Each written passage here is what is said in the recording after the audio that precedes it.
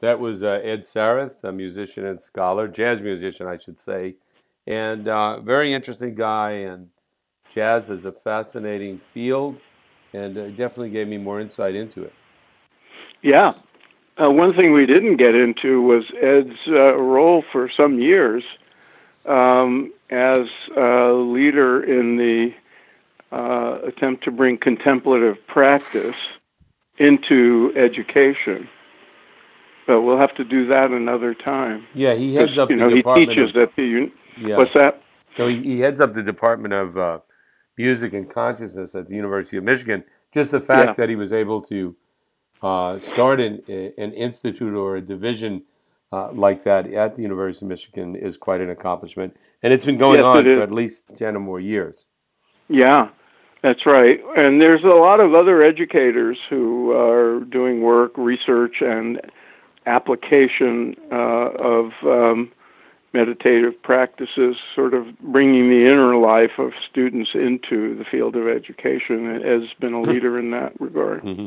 No, it was good. And for me, especially, I think everybody, especially Americans, should learn as much as they can about jazz because it's a truly an art form that developed in America, I believe, starting down in New Orleans and, New York, Chicago, throughout the country, throughout the world now. And Yeah, it's fascinating. And, when you hear these musicians play, and they're interacting with one another, it's like they're speaking a language to one another that sometimes I yeah. can comprehend and groove on, and sometimes I find incomprehensible, which he talked about. Yeah, and there's a lot of different varieties of jazz, a lot of schools of jazz, a lot of different styles. So it ranges far afield. Orchestral Duke Ellington is one form of jazz, and the sort of free-form jazz of people like Ornette Coleman is a whole other Hmm. thing. And everybody would have, people think they don't like jazz, but when you tell them what constitutes jazz, it's often music they're very familiar with and listen to or enjoy. Well, I have a question for you, Phil. When was it that you started to listen to jazz? And uh, when you started meditating, I assume after you started listening to jazz, did it yeah, affect your appreciation of jazz at all? that's a good question. I have to I I grew up, I'm old enough so that the music in my house with my parents was sort of show music and Frank Sinatra music, but a lot of that is jazz. Right, exactly. Frank Sinatra, was a great jazz singer, and then Ella Fitzgerald. So when I was in college, Hmm. I got really into jazz, and I would buy jazz albums. And I was in New York City, and I would go to Birdland and the Five Spot and the Village Gate. When those places were affordable, and It was a very cool scene. My mother's yeah, father came from Italy, and he was a waiter at the Statler Hilton in a Pennsylvania hotel in New York, and a lot of the big jazz bands performed there. And he served uh, their tables and got to know the Dorsey brothers and Benny Goodman and a lot of these folks, and it stirred my interest, and I would listen a lot. And so that's my exposure to jazz back then. And obviously, yeah. jazz has evolved, and my interests have evolved as well. But great art form, and I don't know if it's going through another renaissance now, but I'm hearing a lot more jazz now than I did, say, 10 or 15 years ago. It seems to be somewhat of a comeback. I hope that's true.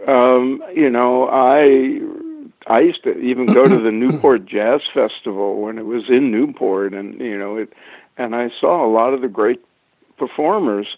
And then, I still listen to them, and I don't keep up with what's going on now, but I know there's been a big effort for at least 20 years to keep jazz alive through educational programs and uh, higher education. I mean, there's departments of jazz now, and people like Ed teaching.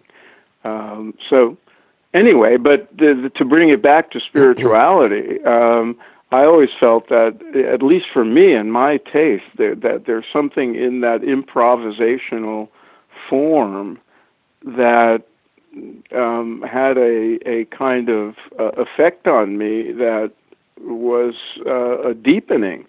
and something, put me in touch with something on a very deep level. And in the, Right. when I started meditating, um, it did not shock me when I got into TM back in the late '60s to discover that people like Paul Horn and Charles Lloyd were into meditation, and that John Coltrane had been, and there was something about that. Maybe it's just my taste, but during the interview, I brought up the parallels with Indian music, and I remember when I first heard that, I had a similar feeling Right. that there's some combination in the skill and the structure of the music and the freedom of the spontaneity of improvisation that was very powerfully transformative.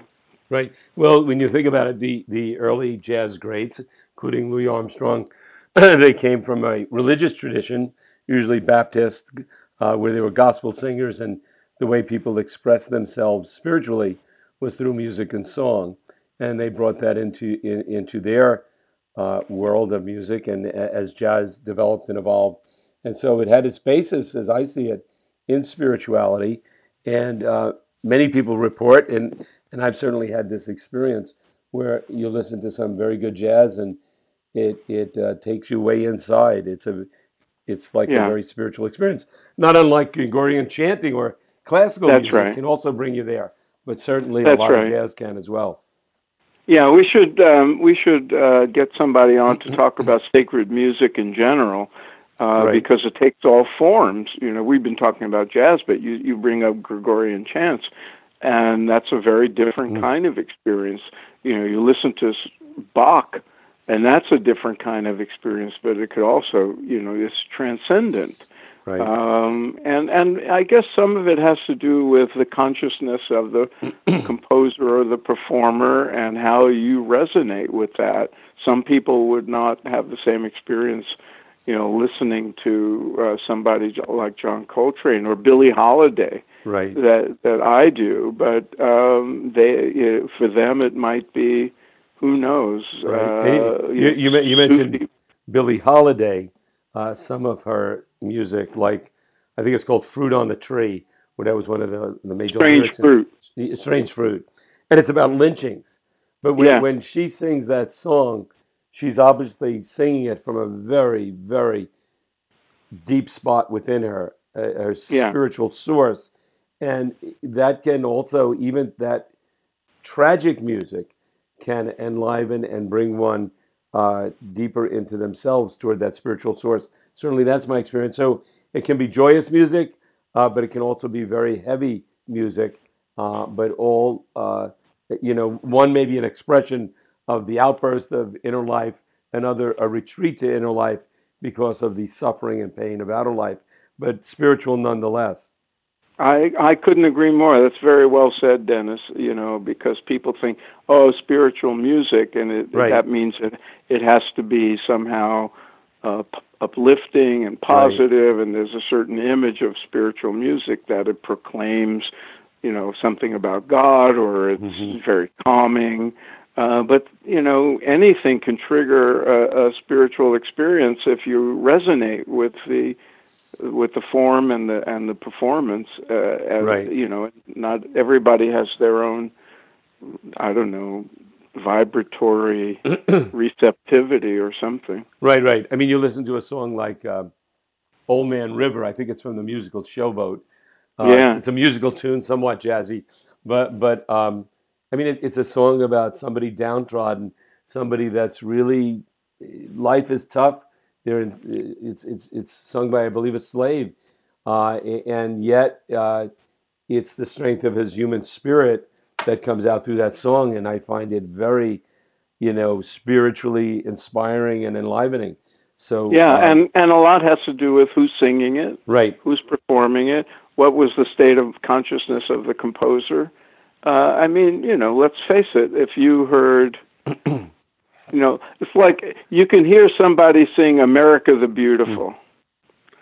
Okay, and it could be very nice and moving, or it could be bland. But then you hear Ray Charles' version, Right.